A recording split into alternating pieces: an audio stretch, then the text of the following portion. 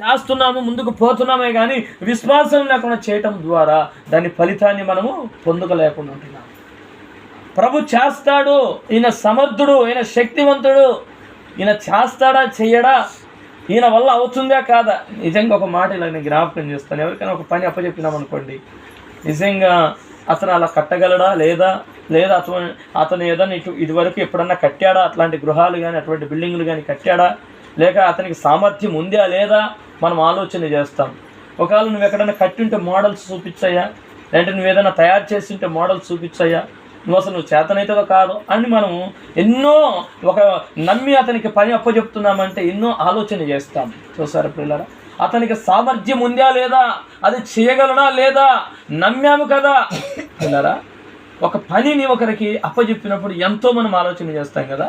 అయితే మన దేవుని కూడా ఆయన దగ్గరికి వచ్చినప్పుడు ఆయన చేస్తాడా లేదా, ఆయన వల్ల అవుతుందా లేదా అని చాలాసార్లు ప్రశ్నలు వేసుకుంటూ ఉంటాం మన మనసులో. కానీ ఆయన చేయగలడు, ఆయన సమర్థుడు, ఆయన శక్తివంతుడు అని మనం రుజువుపరచుకోవాలంటే ఆయన చేసిన వాటిని మనం ఒకసారి చూడాలి. ఆయన ఏమి చేశాడయ్యా అంటే, ఒక మాటతో భూమిని, ఒక మాటతో ఆకాశాన్ని, ఒక్క మాటతో సూర్యచంద్రులను, నక్షత్రములు, సమస్తము ఆయన ఒక్క మాట పలికితే చాలు అన్ని తయారైతూ వచ్చాయి. దేవునికి స్తోత్రం చెప్పండి. ఇప్పుడు చెప్పండి, ఒక మాటతో ఆయన వీటన్నిటిని కలగ చేసుకుంటూ వచ్చాడు. అయితే నీ జీవితంలో నీ అక్కర్లో, నీ అవసరతలో ఆయన తీర్చలేడంటారా?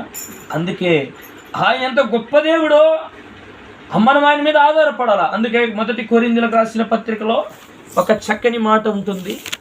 1 కొరింథీయులకు రాసిన పత్రిక 2వ అధ్యాయము, 1 కొరింథీయులకు రాసిన పత్రిక 2వ అధ్యాయము 3వ వాక్యాన్ని చదవండి. 147 పేజీ నెంబర్.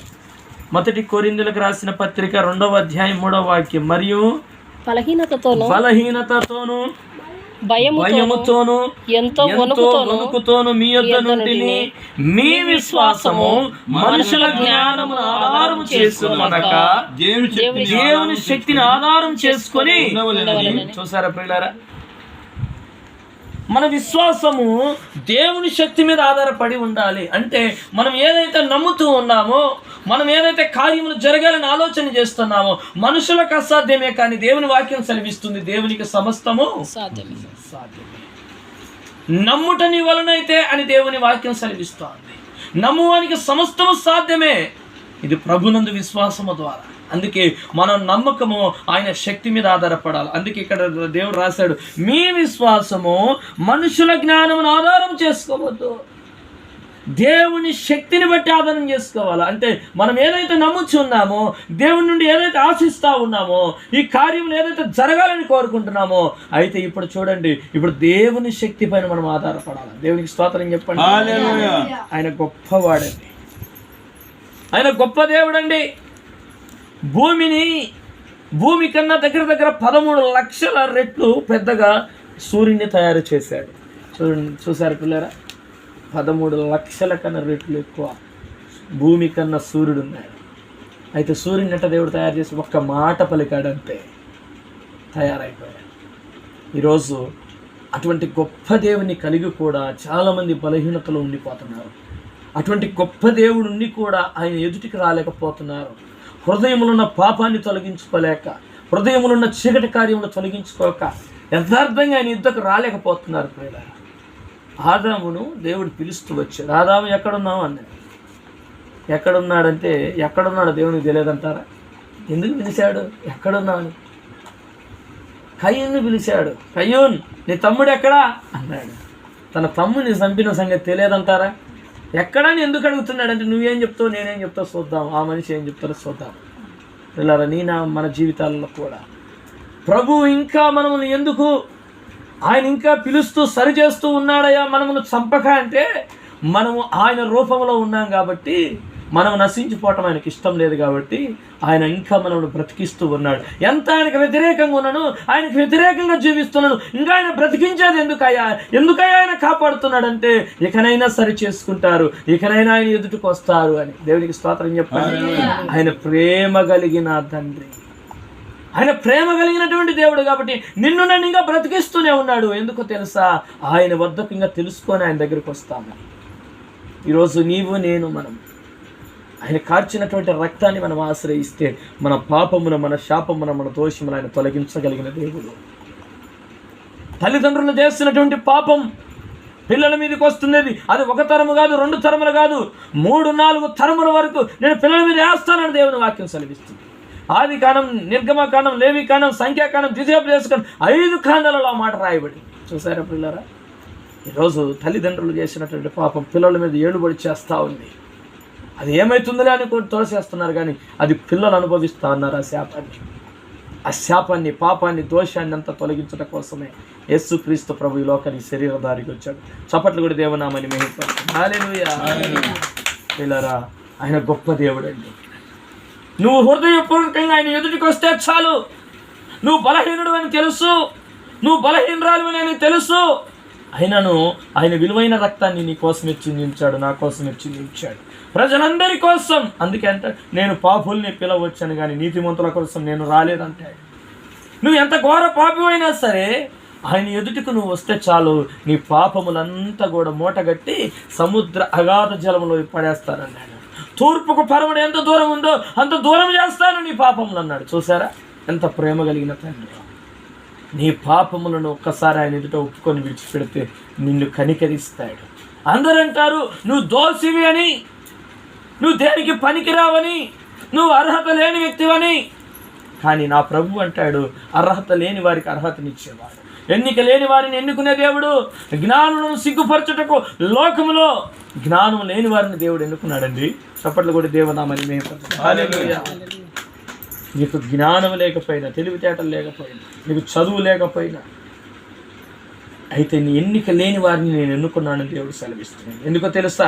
జ్ఞానులను సిగ్గుపరచుటకు లోకంలో ఉన్నటువంటి వారిని నేను ఎన్నుకున్నాను అంటున్నాడు. ప్రియులారా చూడండి ఆ మాట చూడండి. 1వ అధ్యాయం 29వ వాక్యం చదవండి. 1 కొరింథీయులకు రాసిన పత్రిక 1వ అధ్యాయం 29వ వాక్యం. ఏ శరీరం దేవుని ఎదుట అతిశయింపకుండానట్లు జ్ఞానులను సిగ్గుపరచుటకు లోకములో నుండి వెర్రివారిని దేవుడు ఎవరిని ఏర్పరచుకున్నాడండి? వెర్రివారు. మనుషులందరి దృష్టిలో వెర్రివాడిగా, దేనికి పనికిరాని వ్యక్తిగా అయిండవచ్చు. కానీ దేవుడు ఎవరిని ఎన్నుకున్నాడంట? వెర్రివారినే దేవుడు ఏర్పరచుకున్నాడంట.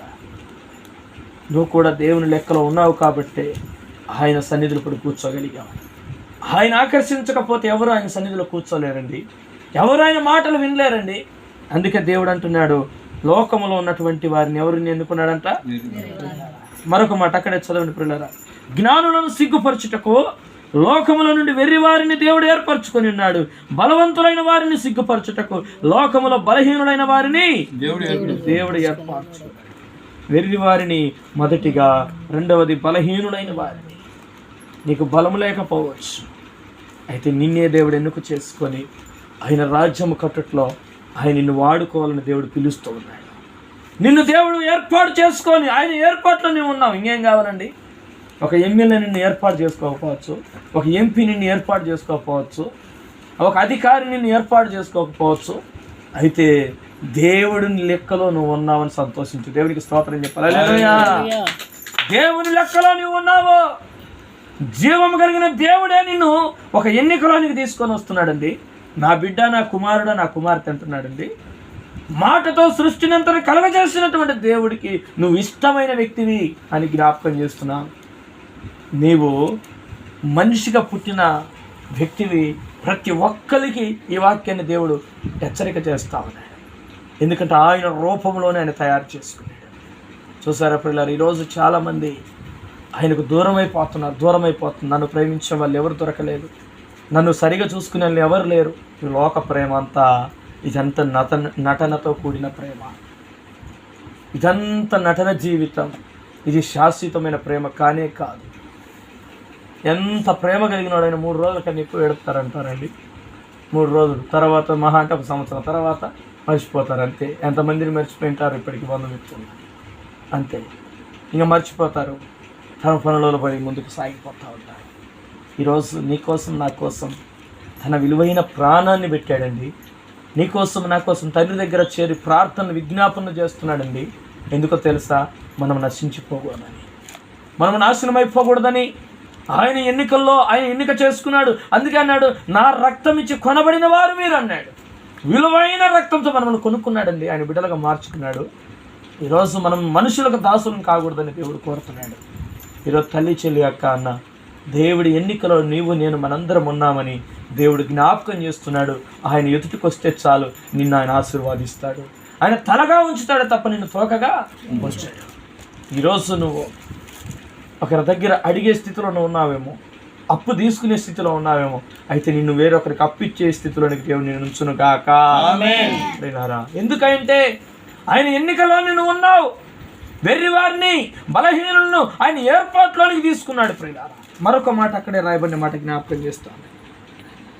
ఎన్నికైన వారిని వ్యర్థం చేయటకు లోకంలో నీచులైన వారిని చూసారా. ఈ రోజులలో నీచులైన వారిని ఎవరైనా పక్కన కూర్చోబెట్టుకోవడానికి ఇష్టపడతారా? వాళ్ళ పేరు చెప్పుకోవడానికి ఇష్టపడతారా? వాళ్ళు మా బంధువులు అని చెప్పుకోవడానికి ఇష్టపడతారా? ఏదైనా పొరపాటు జరిగి ఏదైనా తప్పిపోయింటే అసలు వాళ్ళకు మాకు అసలు సంబంధమే లేదంటారు. ఎందుకని? వాళ్ళ పేరు చెప్తే ఆ చెడ్డ పేరు యాడ వస్తుందో అనేసి. చూసారా పిల్లారా? అయితే దేవుడు ఎవరిని ఎన్నుకున్నాడంటే నీచులైన వారిని. నీచాతి నీచంగా అందరూ త్రోసివేసినా, అందరూ దేనికి పనికి రావురా, నువ్వు ఏ అర్హత లేదు, అసలు నువ్వు మనిషిగా బ్రతకడానికి అర్హత లేదన్నా సరే దేవుడు అంటున్నాడు, నీచులైన వారిని, తృణీకరింపబడిన వారిని కూడా. పిల్లరా, అందరూ తృణీకరించవచ్చు. నువ్వు దేనికి పనికి రావు, నువ్వు అసలు శాతగానోడివి అని ఉండవచ్చు, నువ్వు శాతగాని వ్యక్తివి అని ఉండవచ్చు. అయితే దేవుడు సెలవిస్తున్నాడు, తృణీకరింపబడిన వారిని, మరొక మాట ఎన్నిక లేని వారిని దేవుడు ఏర్పరచుకొని ఉన్నాడు. చప్పట్లు కొట్టి దేవుని నామాన్ని మహిమపరచు. హల్లెలూయా. ఆయన ఏర్పాట్లో నువ్వు ఉన్నావని సంతోషించు. ఎవరి ఏర్పాట్లు అంటే జీవము కలిగిన దేవుని ఏర్పాట్లో. ఆయన నీతో పాటు నడవడానికి ఇష్టపడుతున్నాడు, నీలో ఉండడానికి ఇష్టపడుతున్నాడు, నిన్ను నడిపించడానికి ఇష్టపడుతున్నాడు, నిన్ను లేవనెత్తడానికి ఇష్టపడుతున్నాడు. దేవునికి స్తోత్రం. హల్లెలూయా. ఇంతవరకు నువ్వు తక్కువగా చూడబడినావు, ఎక్కడ నిందించబడినావో, ఎక్కడ అవమానపరచబడినావో, ఎక్కడ గాయపరచబడినావో, ఎక్కడ తలదించుకోవాల్సి వచ్చిందో అదే ప్రాంతంలో ఆయన నిన్ను తల లేవనెత్తబోతున్నాడని జ్ఞాపకం చేస్తున్నాడు. ఆయన నిన్ను తలగా ఉంచే దేవుడు, అనాథలుగా నిన్ను విడిచే దేవుడు కాదు. తల్లి మర్చిన, తండ్రి మర్చిన ఆయన మరువని దేవుడు నీకు నేను జ్ఞాపకం చేస్తున్నాను ప్రియులారా. ఎందుకంటే ఆయన ఎన్నికలో నువ్వు ఉన్నావు కాబట్టి. ఏ ఒక్క మానవుడు నశించి నరకానికి పోవడం ఆయనకు ఎంత మాత్రం ఇష్టం లేదు. ఆయన ప్రేమ కలిగిన దేవుడు, ఆయన ప్రేమ కలిగిన దేవుడు. అయితే నువ్వు ఆయన వద్దకు వచ్చినప్పుడు విశ్వాసంతో రావాలి. చప్పట్లు కూడా దేవనామని. హల్లెలూయా. విశ్వాసం. ఎటువంటి విశ్వాసం? ఆయన శక్తిని బట్టి, మనుషుల జ్ఞానాన్ని బట్టి కాదు ప్రియులారా. అందుకే మీ విశ్వాసము మనుషుల జ్ఞానమును ఆధారము చేసుకొనక. చాలామంది ఒక పని అనుకున్నారు అనుకోండి, ఇది అవుతుందో కాదో అని ఆలోచనలో ఉంటారు. ఇది జరుగుతుందో జరగదో ఆలోచన చేస్తారు. ఎందుకంటే వాళ్ళ జ్ఞానాన్ని బట్టి ఆలోచన చేస్తూ ఉంటారు, వాళ్ళకున్న పరిస్థితులను బట్టి ఆలోచన చేస్తూ ఉంటారు, వాళ్ళకున్నటువంటి నైపుణ్యతను బట్టి ఆలోచన చేస్తూ ఉంటారు. కానీ మనుషులకు అసాధ్యమే, కానీ దేవునికి సమస్తము కూడా సాధ్యమే. అయితే మనము దేవుని శక్తిని ఆధారం చేసుకొని మనం ముందుకు సాగాలి విశ్వాస యాత్రలో. విశ్వాసం అనే నేత్రముల చేత మనం చూడాలండి. విశ్వాసములో మనం కనుగొనాలా. ఈ రోజులలో నీకు అసాధ్యమే నీ జీవితంలో అది సాధించటం, కానీ దేవుని ద్వారా నువ్వు సాధించుకోవచ్చు. దేవుని ద్వారా నువ్వు ఒక ఉన్నతమైన స్థాయిలోనికి నువ్వు చేరవచ్చు. అయితే నువ్వు చేయవలసిన పని ఏంటంటే నీ పాపములను దేవుని ఎదుట ఒప్పుకొని విడిచిపెట్టాలి. నీ పాపములను పూర్తిగా ఆయన ఎదుట ఒప్పుకొని నువ్వు విడిచిపెడితే నువ్వు ఆయన కనికరాన్ని పొందుతావు.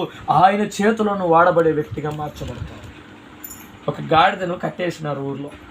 గాడిదను కట్టేస్తే ఎవరు దాన్ని ఎన్నుకోలేదు, ఎవరు దాని దగ్గరికి పోలేదు. అయితే యేసు ప్రభు ఆ గాడిదను కోరుకున్నాడు, నాకు ఆ గాడిద కావాలి.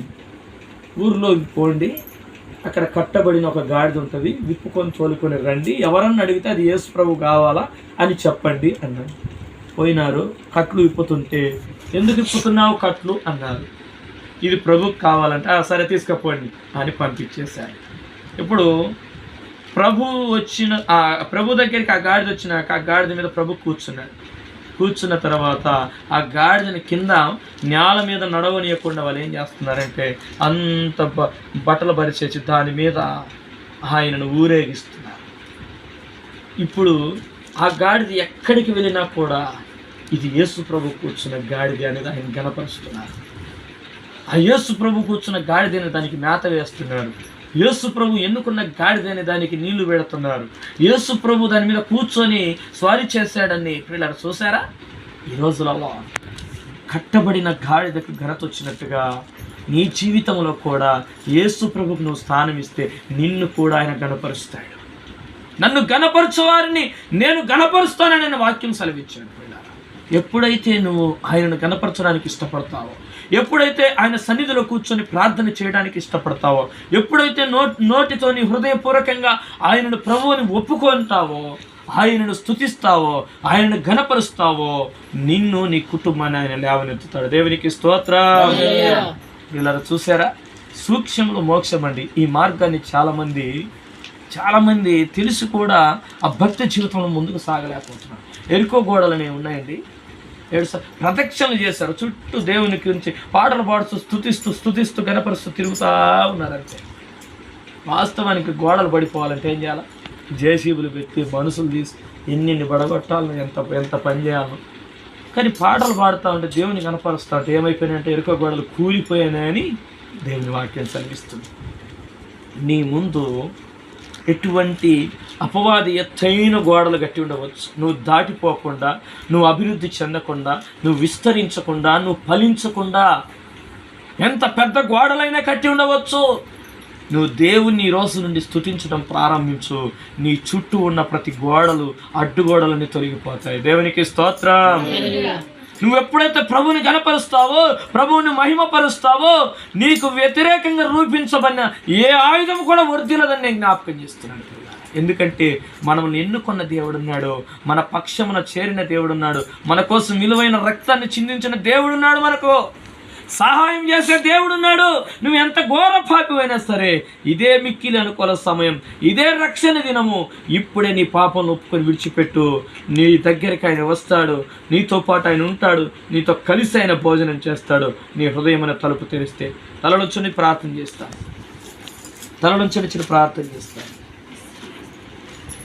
ఈరోజు తల్లి, చెల్లి, అక్క, అన్న విశ్వాసంతో కూడిన మీ పనిని, ప్రేమతో కూడిన మీ ప్రయాసమును, మన ప్రభు అయిన యేసుక్రీస్తునందలి నిరీక్షణతో కూడిన మీ ఓర్పును చూడాలని నేను ఇంతవరకు మీకు జ్ఞాపకం చేస్తూ వచ్చినాను. మనం పని చేయాలి, అది విశ్వాసంతో దేవుని పని.